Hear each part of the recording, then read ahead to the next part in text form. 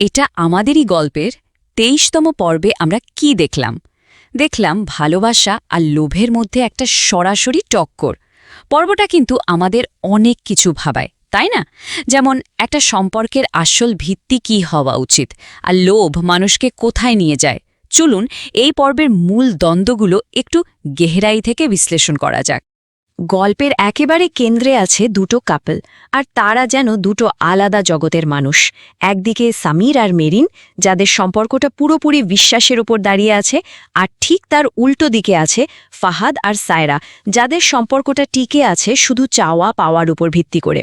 আর এই যে দুই সংসারের মধ্যে আকাশ পাতাল তফাত, এটাই কিন্তু পুরো গল্পের মূল চালিকা শক্তি। তো গল্পটা একটাই, কিন্তু সংসার দুটো, আর তাদের দুজনের পথ চলার দর্শনও একদম আলাদা। চলুন প্রথমে সেই সংসারে ঢোকা যাক, যেখানে ভালোবাসাই আসল কথা। প্রথমেই আসি সামির আর মেরিনের কথায়। দেখুন, তাদের সংসারে হয়তো অনেক টাকা পয়সার জৌলুস নেই, কিন্তু সেখানে এমন একটা জিনিস আছে যা আসলে অমূল্য, আর সেটা হলো একে অপরের প্রতি সম্মান আর বিশ্বাস। তাদের সম্পর্কটা কোনো দেওয়া নেওয়ার হিসাবের ওপর চলে না। সামিরের এই একটা ডায়লগে কিন্তু ওর চরিত্রটাকে চিনিয়ে দেওয়ার জন্য যথেষ্ট। আমি নিজের যোগ্যতায় বাঁচতে চাই, এই কথার মধ্যে দিয়ে সে শুধু টাকাকেই না বলছে না, বরং সে নিজের আত্মসম্মানকে মেরিনের প্রতি ভালোবাসার ভিত্তি হিসেবে প্রতিষ্ঠা করছে। বোঝাই যাচ্ছে ওর ভালোবাসাটা মেরিনের জন্য, তার বাবার টাকার জন্য নয়। মানে শেষ পর্যন্ত এটাই দাঁড়ায় যে তাদের সম্পর্কের আসল শক্তিটা কিন্তু কোনো সম্পত্তি না, আসল শক্তিটা হলো মানুষ হিসাবে একে অপরকে সম্মান করার ক্ষমতা। আর এই ভিত্তিটাই তাদের সম্পর্কটাকে এত মজবুত করে রেখেছে। আচ্ছা, এবার তাহলে মুদ্রার অন্য পিঠটা দেখা যাক। চলুন এবার ফাহাদ আর সায়রার জগতে ঢোকা যাক। বাইরে থেকে দেখলে মনে হবে মাহ কি সুন্দর জীবন, কিন্তু ওই চকচকে আবরণের নিচেই লুকিয়ে আছে লোভ আর অসন্তোষের একটা অন্য গল্প। ফাহাদের চরিত্রটাকে যদি বুঝতে হয়, তাহলে দেখতে হবে তাকে কি চালায়, আর সেটা হলো ওর লাগাম ছাড়া উচ্চাকাঙ্ক্ষা। শ্বশুরের কোম্পানিতে যে চাকরিটাও করে, সেটা ওর কাছে শুধু একটা চাকরি না, এটা ক্ষমতার আরেক নাম। ভালোবাসা বা সম্পর্ক, এগুলো চেয়েও ওর কাছে বড় হলো কন্ট্রোল আর স্ট্যাটাস। এই পর্বটাতে না দুটো সিনকে এমনভাবে পাশাপাশি রাখা হয়েছে যে দুটো সম্পর্কের আসল চেহারাটা একদম আয়নার মতো পরিষ্কার হয়ে যায়। চলুন দেখি তাদের একান্ত ব্যক্তিগত মুহূর্তে ভালোবাসা আর লোভের ছবিটা ঠিক কেমন। আহা, কি অসাধারণ একটা মুহূর্ত, তাই না? ছাদে দাঁড়িয়ে সামির তার মনের সবচেয়ে সহজ সরল ইচ্ছাটার কথা বলছে, শান্তি।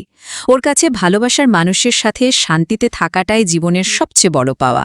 এই সিনটা দেখলে মনে একটা অন্যরকম ভালো লাগা কাজ করে। আর ঠিক এর উল্টো দিকে দেখুন ফাহাদকে। ওর রোম্যান্টিকতাটাও যেন একটা ডিল। ভালোবাসার মুহূর্তেও ওর মাথায় ঘুরছে শুধু প্রমোশন আর পাওয়ার। এই একটা ডায়লগে স্পষ্ট হয়ে যায় যে ওর ভালোবাসাটার শর্ত দিয়ে বাঁধা, আর ওর উচ্চাকাঙ্ক্ষাই ওর কাছে সবচেয়ে বড়। আর এরপরেই আসে সেই মুহূর্তটা যখন পর্বের উত্তেজনা একেবারে চরমে ওঠে, যখন দুই ভিন্ন আদর্শের দুটো মানুষ, সামির আর ফাহাদ, একেবারে মুখোমুখি হয়। গল্পের আসল সংঘাতটা কিন্তু এখান থেকেই শুরু। এখানে সামিরকে দেখুন, কি শান্তভাবে কিন্তু কতটা দৃঢ়তার সাথে ফাহাদকে একটা সত্যি কথা বোঝানোর চেষ্টা করছে। ওর এই কথাটা আসলে শুধু একটা ডায়লগ না, এটা যেন পুরো গল্পেরই মূল বার্তা।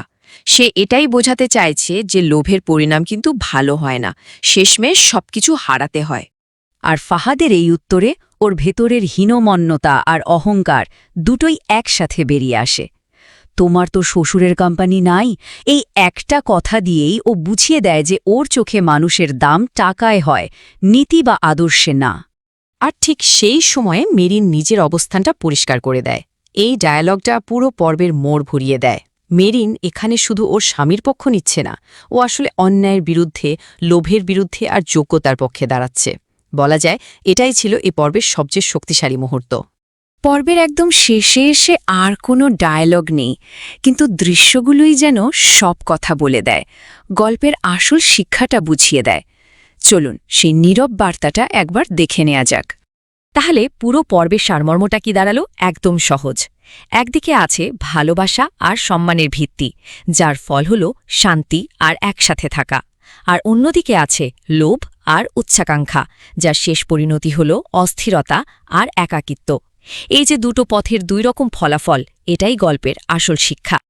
আর এই শিক্ষাটাকেই একদম চোখে আঙুল দিয়ে দেখিয়ে দেওয়া হয় পর্বের শেষ দৃশ্যে।